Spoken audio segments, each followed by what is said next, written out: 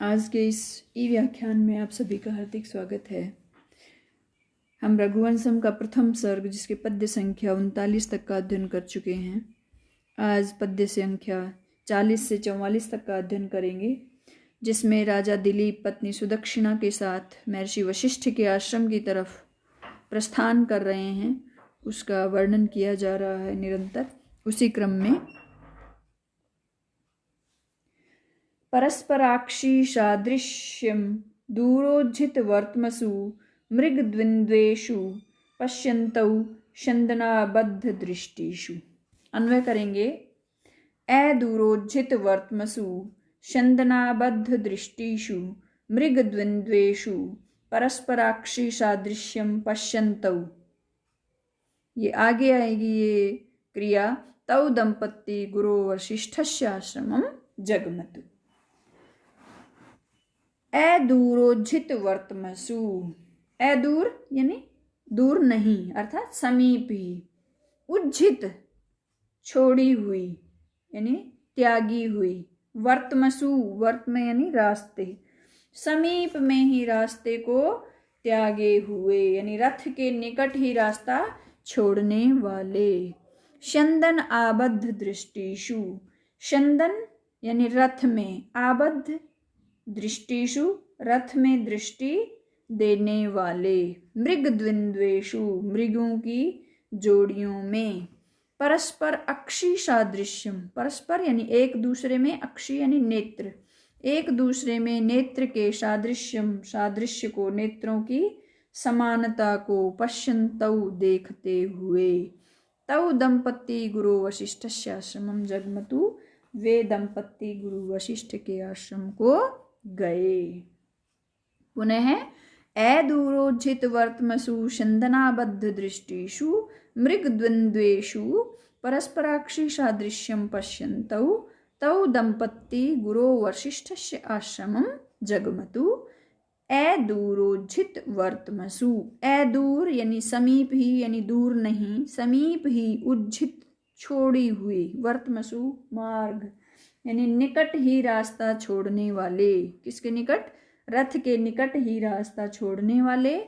और छन्दनाबद्ध दृष्टिषु। छन्दन यानी रथ में, आबद्ध दृष्टिषु रथ में दृष्टि देने वाले।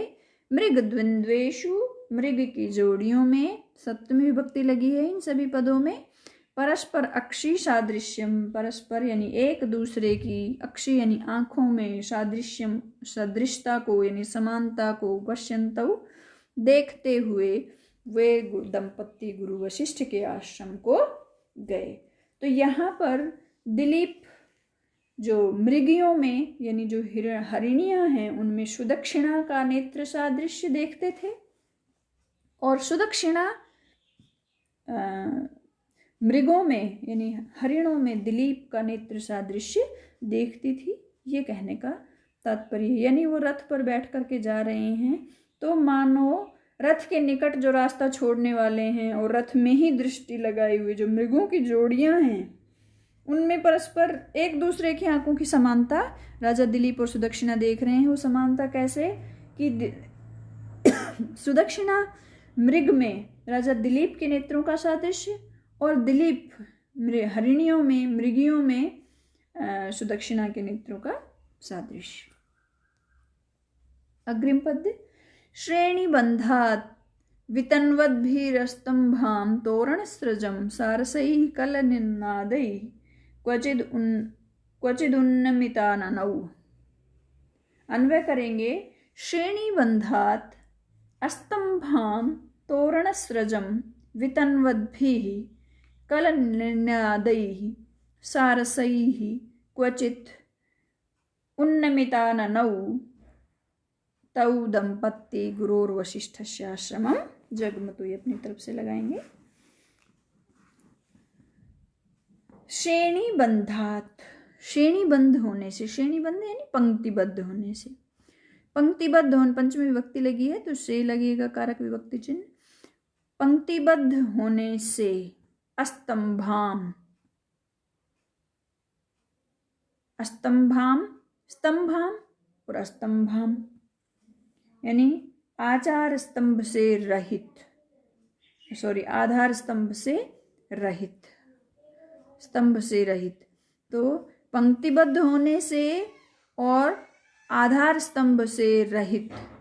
तोरण सृजम, तोरण सृजम यानी बाहर के दरवाजे में। वितनवद भी,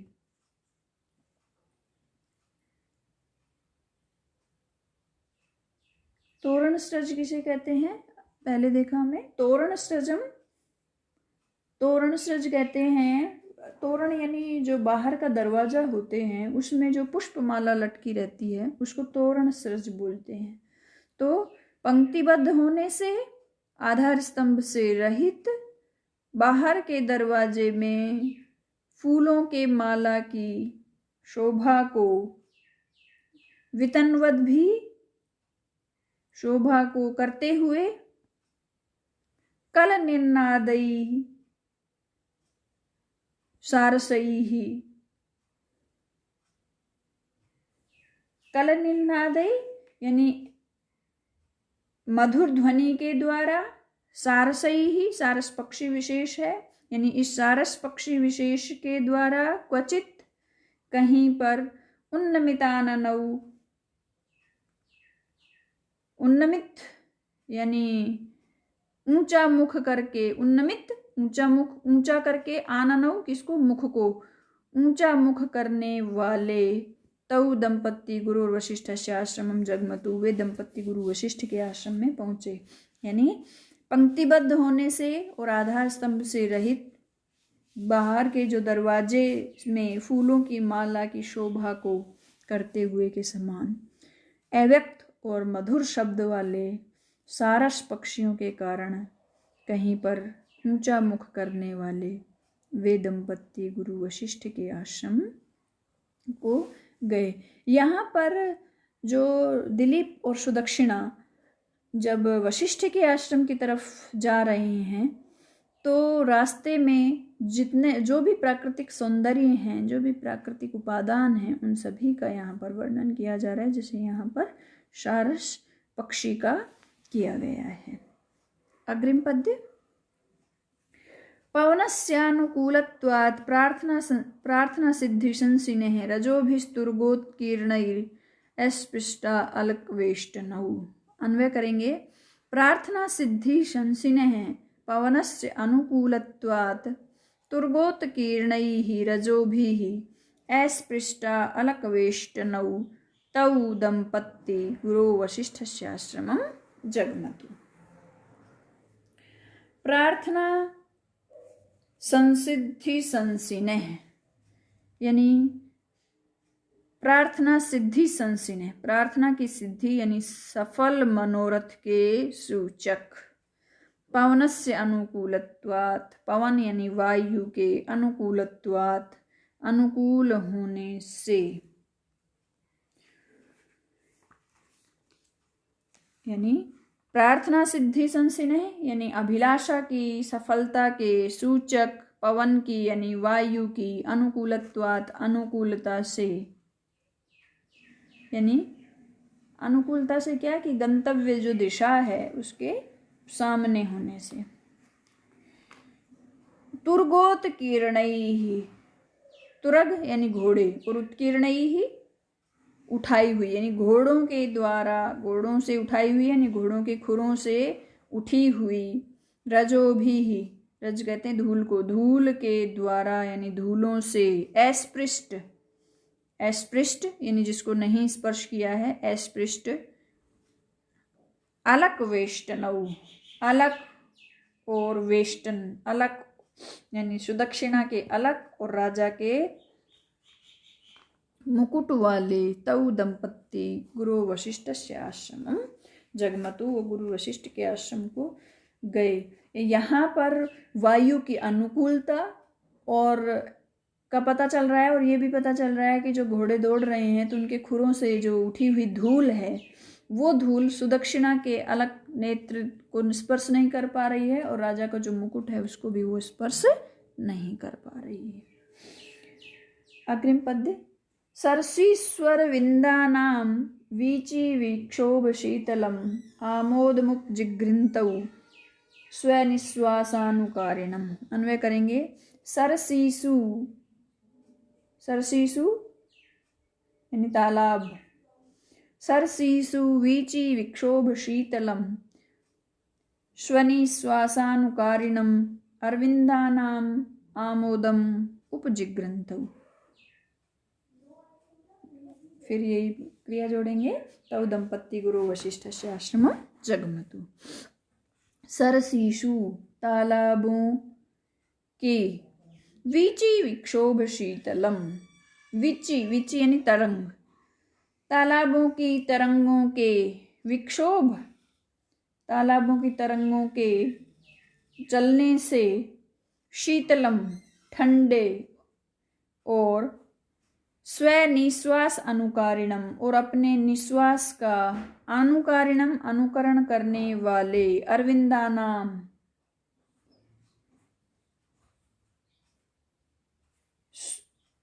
अरविंदानाम आमोदम, अरविंद कहते हैं कमल को, कमल की आमोद को, उपजिग्रंथौ कमल की आमोद को यानी कमल की सुगंध को सूंघते हुए, उपजिग्रंथौ सूंघते हुए वे दंपत्ति गुरु वशिष्ठ के आश्रम को गए। यानी उस आश्रम में तालाब भी है, उस तालाब के तरंग, उस तालाब में जो तरंगें चल रही हैं उनके संचलन, उन तरंगों के चलने से, और उनकी निश्वास का जो अनुकरण करने वाले जो अरविंद हैं यानी जो कमल हैं, उनकी जो मंद मंद खुशबू है, सुगंध है, उसको सूंघते हुए वे दंपत्ति गुरु वशिष्ठ के आश्रम की तरफ पहुंच रहे हैं, बढ़ रहे हैं, आगे बढ़ रहे हैं। ग्रामेष्वात्म विशिष्टेषु यूपचिह्नेषु यज्वनाम अमोघः प्रतिगृह्णन्ताम वर्ध्यानुपदमाशिषः। अन्वय करेंगे। आत्मविशिष्टेषु यूपचिह्नेषु ग्रामेषु यज्वनाम अर्घ्यानुपदम अमोघा आशिषः प्रतिगृह्णन्तौ तौ दंपत्ति गुरु वशिष्ठस्य आश्रमं जगमतु। आत्मविशिष्टेषु, आत्म यानी अपने आप से, विशिष्टेषु अपने आप से त्यागे गए यानी अपने आप, अपने से दिए गए, यूप चिन्हेषु यूप चिन्ह वाले, अपने से दिए गए यूप चिन्ह वाले, ग्रामेषु गांवों में, यज्वनाम अर्घ्यानुपदम, यज्वनाम यानी यज्ञ करने वाले, अर्घ्यानुपदम अर्घ्य को ग्रहण करने के अनंतर, अमोघा अनिष्फल यानी सफल, सफल आशीष है, आशीर्वाद को, प्रतिगृह्णन्तौ ग्रहण करते हुए, स्वीकार करते हुए, तौ दंपत्ति गुरु वशिष्ठ से आश्रमम जगमतु वे दंपत्ति गुरु वशिष्ठ के आश्रम की तरफ बढ़ रहे हैं।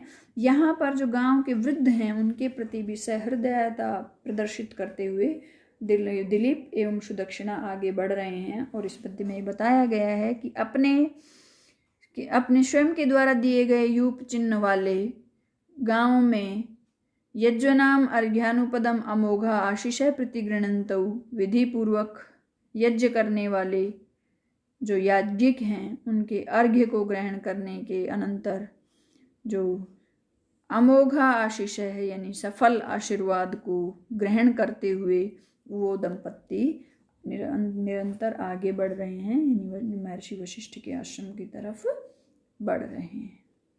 इन सभी में अनुष्टुप छंद है। यहाँ पर जो पद है प्रतिगृह्णन्तौ, प्रतिग्रह लिट लट क्षत्रि से प्रतिगृह्णन्तौ बना है। और ये जो आत्मविशिष्टेषु यूप चिन्हेषु ग्रामेषु, इन सभी में सप्तमी विभक्ति लगी हुई है। और अर्घ्यानुपदम, अर्घ्यानुपदम ये पूजा विधि जो होती है उसको अर्घ्य कहते हैं। और अर्घ्य के लिए ये यानी अर्घ शब्द से यत प्रत्यय करके यहाँ अर्घ्य बना है।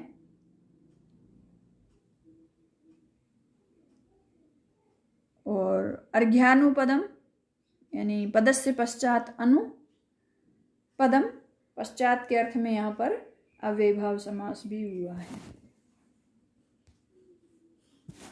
आज इतना ही। धन्यवाद।